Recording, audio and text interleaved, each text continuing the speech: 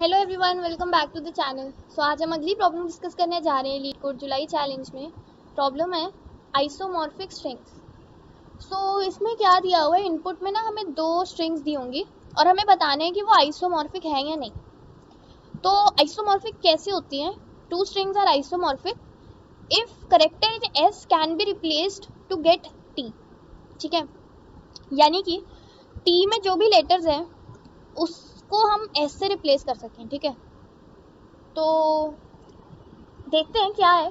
All occurrences of character must be replaced with another character. ठीक है, हर character दूसरे character के साथ रिप्लेस हो जाना चाहिए वाइल प्रिजर्विंग द ऑर्डर। ठीक है, और नो टू करेक्टर में map to same character.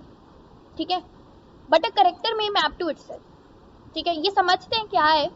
Basically ये सबसे ये पता क्या कहना चाहते हैं, इससे सब सिर्फ दो रिजल्ट्स आते हैं हमारे पास।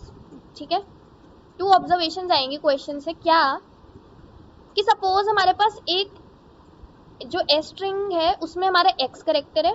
ठीक है, कुछ भी ले लो। ठीक है, और टी स्ट्रिंग में हमारा वाई करेक्टर है। तो अगर हम एक्स को वाई से मैप कर रहे हैं, मतलब हम एक्स को रिप्लेस करेंगे वाई से, तो हम उसको कह देते हैं कि एक्स को हम वाई जो है वो एक्स के साथ मैप हो गया है। ठीक है, दो कंडीशंस है। ठीक है, जैसे अगर एक्स वाई के साथ मैप हो गया तो कोई जेड सपोज ले लो, वो वाई के साथ मैप नहीं हो पाएगा फिर। ठीक है, अगर y एक बार x के साथ मैप है तो वो किसी और के साथ नहीं मैप हो सकता। ठीक है, ये गलत होगा। ये पहली कंडीशन है। दूसरी कंडीशन क्या है कि सपोज अगर x y के साथ मैप हुआ है तो सेम टाइम पे x जो है वो z के साथ मैप नहीं हो सकता।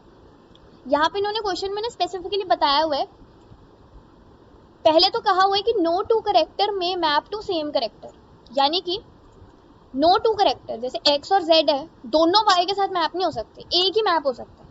ठीक है, और दूसरी कंडीशन ये तो ऑब्वियसली है कि अगर x को हम y से रिप्लेस कर रहे हैं तो हर जगह x को फिर y से ही करेंगे ना रिप्लेस। ऐसे तो नहीं कि एक जगह x को y से कर दिया और फिर अगली जगह x को z से कर दिया, ऐसे तो नहीं होगा ना। तो ये दो कंडीशंस है हमारे पास। ठीक है, जिनका हमें ध्यान रखना है। और अगर ये दोनों कंडीशन सेटिस्फाइड होंगी तो हमारी ये जो स्ट्रिंग्स है ये आइसोमॉर्फिक होंगी। ठीक है, तो देखते हैं कि अब ये तो हमें ऑब्जर्वेशन ना क्वेश्चन में से आई है। ठीक है, ये क्वेश्चन में से हमने निकाला है कि ठीक है ये दो कंडीशंस है। अब निकालते हैं, अब देखते हैं कि इसको सॉल्व कैसे करेंगे। ठीक है, पहले तो देखो ये हमें चेक करना है ना। देखो हमें ये चेक करना है कि जो y है लेटर, ये जो y लेटर है अगर ये पहले किसी के साथ मैप हो चुका है। ठीक है, अगर जो y है वो पहले ये किसी के साथ मैप हो चुका है, ठीक है, तो वो वापस से मैप नहीं होगा। ठीक है, तो जैसे हम पता क्या करेंगे, हम एक एरे बना लेंगे। ठीक है, जिसमें हम स्टोर कराएंगे कि x जो है वो किसके साथ मैप हो।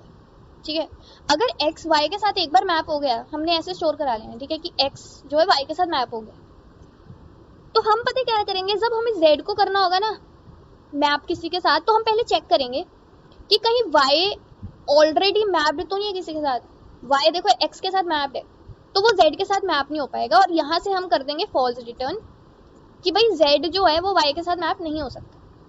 ठीक है, तो ये वाली कंडीशन तो हम ऐसे चेक करेंगे, और जो ये वाली कंडीशन है ये कैसे चेक करेंगे वो हम बाद में इसमें देखते हैं।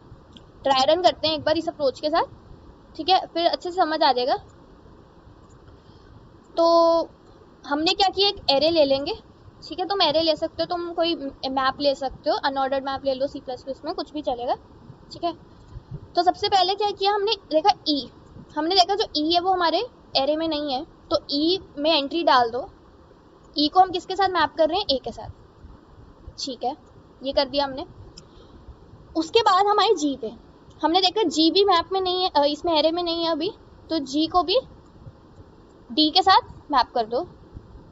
अब देखो हम आए, अब दोबारा जी आया। ठीक है, अब हम चेक करेंगे कि जी ऑलरेडी मैप में है।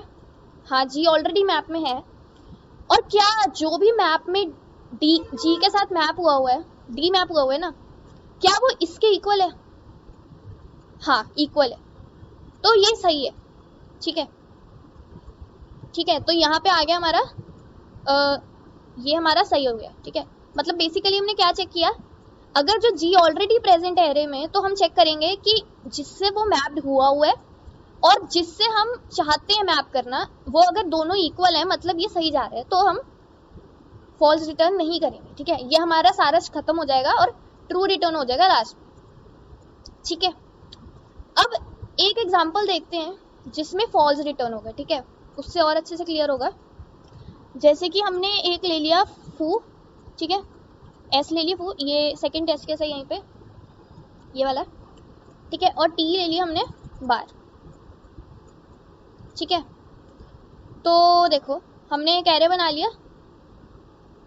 अब सबसे पहले हम शुरू कर रहे हैं, हम देख रहे हैं क्या एफ एरे में है, नहीं है, तो एफ के एंट्री डाल दो बी। फिर उसके बाद हम ओ पे आए, हमने देखा ओ एरे में है, नहीं है, तो ओ पे एंट्री डाल दो ए। ठीक है, ए।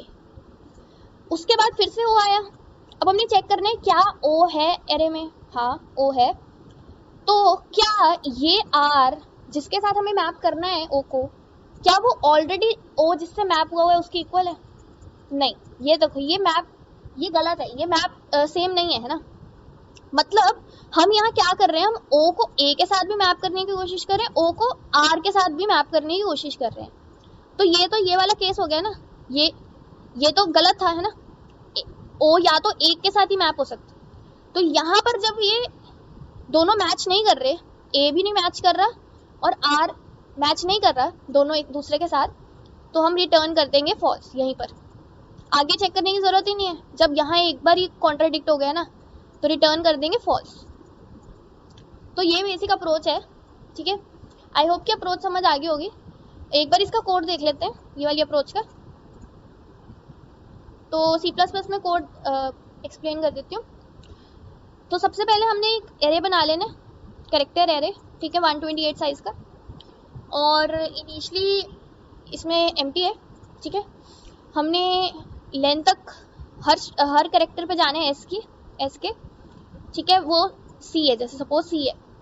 अब अगर तो हमने क्या डिसाइड किया था, अगर तो जो जैसे एस ऑफ आई है, अगर तो वो हमारा सीन में नहीं पड़ा हुआ, मतलब वो सीन में नहीं है, मतलब वो नया एंट्री है ना, तो हम उसको डालेंगे।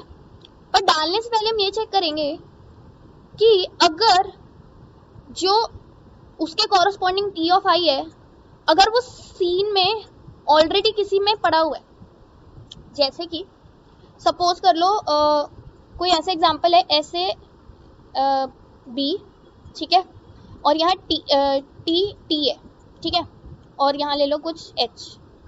तो यहाँ पे कैसे होगा, देखो यहाँ पर ये एस के कॉरस्पॉन्डिंग टी आ जाएगा। फिर ये जो ए है, जब हम ए को इंसर्ट कर रहे होंगे, हम चेक करेंगे कि ये टी जो है ऑलरेडी किसी का है तो नहीं, ये वाली कंडीशन। पर हम देखेंगे कि टी तो ऑलरेडी मैप करा हुआ है किसी के साथ हमने, तो यहाँ पे हम क्या करेंगे कि यहाँ पे हम फॉल्स रिटर्न कर देंगे, रिटर्न फॉल्स। नहीं तो हम यहाँ पे एंट्री डाल देंगे सीन में उस कैरेक्टर पे टी ऑफ आई की। पर अगर हमारा जो सी कैरेक्टर है ऑलरेडी पड़ा हुआ है एरे में, तो हम चेक करेंगे कि अगर जो भी सीन सी पे पड़ा हुआ है जिसके साथ वो ऑलरेडी मैप्ड है, क्या वो टी ऑफ आई के इक्वल है जिसके साथ अभी हम मैप करना चाहते हैं। अगर नहीं इक्वल तो फॉल्स रिटर्न कर, ठीक है। और लास्ट में अगर ये लूप खत्म होता है सक्सेसफुली, मतलब हमारा आइसोमॉर्फिक है, तो ट्रू रिटर्न कर दो। तो ये अप्रोच है। इसको अगर सबमिट करके देखते हैं तो ये एक्सेप्टेड हो रही है, ठीक है। तो ये बेसिकली अप्रोच थी, आई होप कि समझ आ गया होगा। मेनली हमें ये दो कंडीशंस जो है वो करनी है चेक, ठीक है। तो एक और अप्रोच है इस क्वेश्चन को सॉल्व करने की, ठीक है, वो मैंने लीड कोड डिस्कशन में देखा था, तो काफ़ी इजी अप्रोच है वो भी, उसको एक बार डिस्कस कर लेते हैं। जैसे हमारे पास यहाँ पे एक दिया हुआ है एस में और टी में हमें दिया हुआ है ऐड, ठीक है। तो हम क्या करेंगे ना, हम दो एरेज बनाएंगे, एक एस स्ट्रिंग के लिए, ठीक है, और एक हमारा बनेगा एरे टी स्ट्रिंग के लिए, ठीक है। तो देखो जब हमारे पास ई आया, हमने ई पे जैसे अगर ये इंडेक्सिंग कर लें 0 1 2, ठीक है, हमने ई पे क्या स्टोर करा देना है i+1, यानी जो भी ई का इंडेक्स है +1, तो ई पे क्या स्टोर हो जाएगा 0 +1 1। सिमिलरली ए पे हमने क्या स्टोर करा देना, जो भी इंडेक्स है +1 यानी 1। फिर उसके बाद हम जी पे आए, हमने चेक किया जी पे कुछ भी नहीं, जी पे अभी एंट्री नहीं हुई है, तो जी पे हमने 1 + 1 डाल दिया 2, और सिमिलरली डी पे भी हमारा आ गया 2। ठीक है, अब हम यहाँ पर आए जी पे।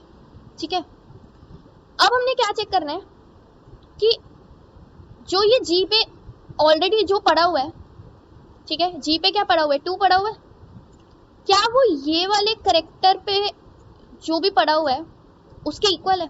यानी जी पे 2 पड़ा हुआ है और जो ये वाला एरे है उस पे डी पे क्या पड़ा हुआ है 2 ही पड़ा हुआ है, मतलब ये सही है। ठीक है, मतलब हम सेम ही करेक्टर के साथ मैप कर रहे हैं दोबारा। सपोज अगर यहाँ पे तुम्हारा एफ होता ना, तो एफ पे तो अभी 0 पड़ा है, बाय डिफॉल्ट 0 है ना एरे में, तो यहाँ 2 नॉट इक्वल टू 0 होता ना, तो यहाँ फॉल्स हो जाता कि भाई जी डी के साथ मैप्ड है, जी को तुम एफ के साथ मैप नहीं कर सकते। ठीक है, तो ये बेसिकली अप्रोच है। अगर इसको दूसरे वाली देखे केस में फू और टी जो स्ट्रिंग दी हुई है वो है बार। ठीक है, तो हमने एक मैप बना लिया, एक एरे ले लिया एस के लिए और एक एरे ले लिया टी के लिए। ठीक है, तो एफ पे हमने क्या डाल दिया 1। ठीक है, अगर इंडेक्सिंग कर ले 0 1 2, एफ पे डाल दिया 1, बी पे डाल दिया 1। फिर ओ पे आए, ओ पे क्या डाला हमने 2, 1 + 1, ठीक है, आई +1 डालना है ना, और ए पे डाला 2। अब फिर से ओ पे आएंगे, देखेंगे ओ तो ऑलरेडी पड़ा हुआ है, ठीक है, और ओ पे 2 है, तो क्या ये वाला जो है इस पे क्या पड़ा हुआ है आर पे, देखो बाय डिफॉल्ट 0 होगा, तो यहाँ देखो यहाँ पे 2 है, ओ पे 2 है, मतलब उसके जिससे वो मैप कर रहे हैं उस पे भी 2 होना चाहिए आइडियली, क्योंकि ओ ए के साथ मैप हुआ है।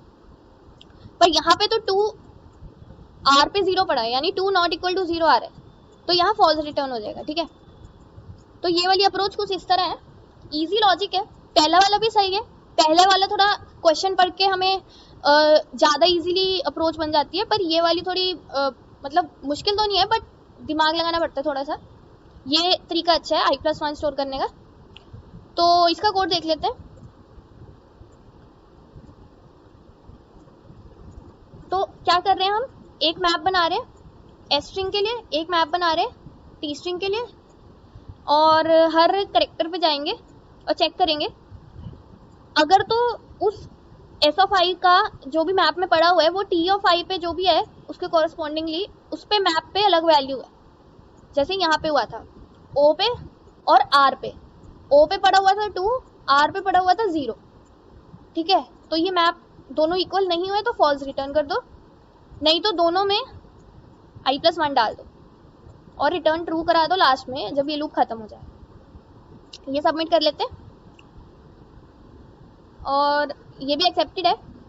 तो आई होप कि दोनों अप्रोचेस समझ आ गई होंगी।